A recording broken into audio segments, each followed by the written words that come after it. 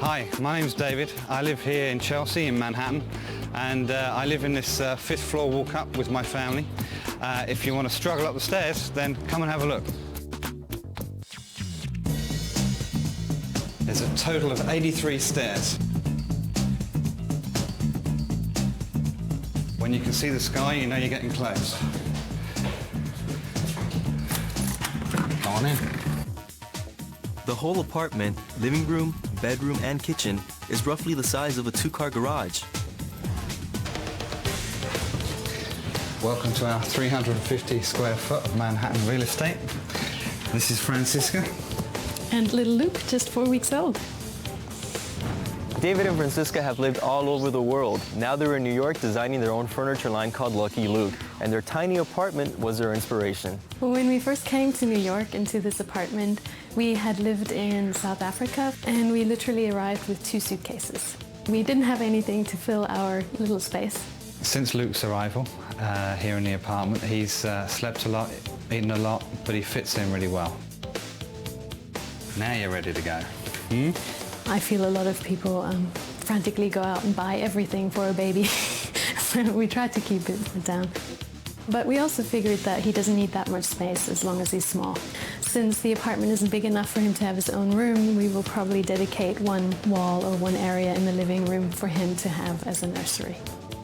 It'll be hard to fit a nursery into a space that already functions as a living room and office. We have adjusted the multifunction of the desk in the room to accommodate the computer as well as the changing table. The computers still live on the lower level, and the upper level has now become the diaper changing area. They've made it such that one person can be changing the baby while the other person is checking their email.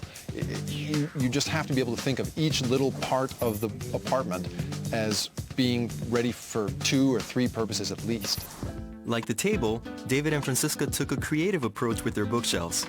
The shelves are just general shelves you can buy anywhere, which are obviously meant to go horizontal, but we decided to put them lengthwise to increase the feeling of height in the room.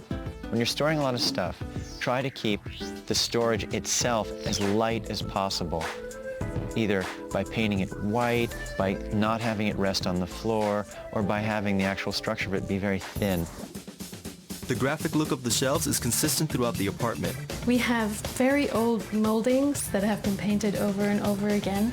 So to get a straight line, we decided to tape it up to get a clean edge and have more of a structure to our room.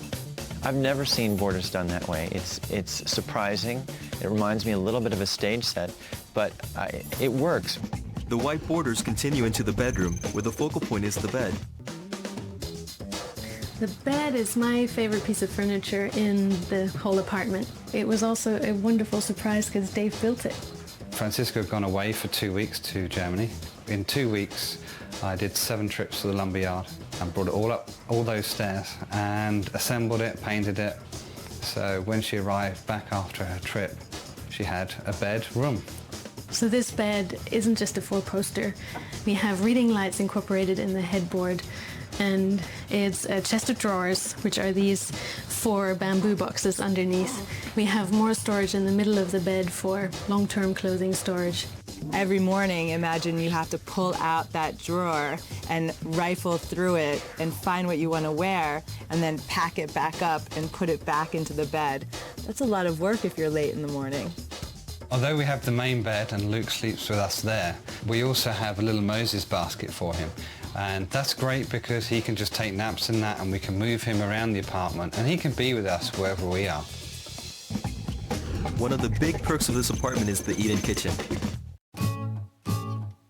We found the table in a small second-hand store, and then we had a new top put on the table made out of corian, and it works really well. The main issue with clutter and living in a small space is that you have to keep clearing up after yourself every 2 seconds. Like you eat something in the kitchen, immediately you have to do the dishes, otherwise you're overwhelmed by the clutter. Despite the constant battle with clutter, there is an upside to living in a small space. The best thing about living in a small space is that everything is close by, and especially with Luke now, I'm never far away from him. David and Francisca may not have a lot of space inside, but the whole city is just outside their door. I love living in New York right now because as a full-time mom at the moment, I can step out of the front door and be part of life as opposed to being cut off while I care for him. Next, a tiny San Francisco houseboat has given one artist all the creative space she could ever want. And wait until you see what she's done with it.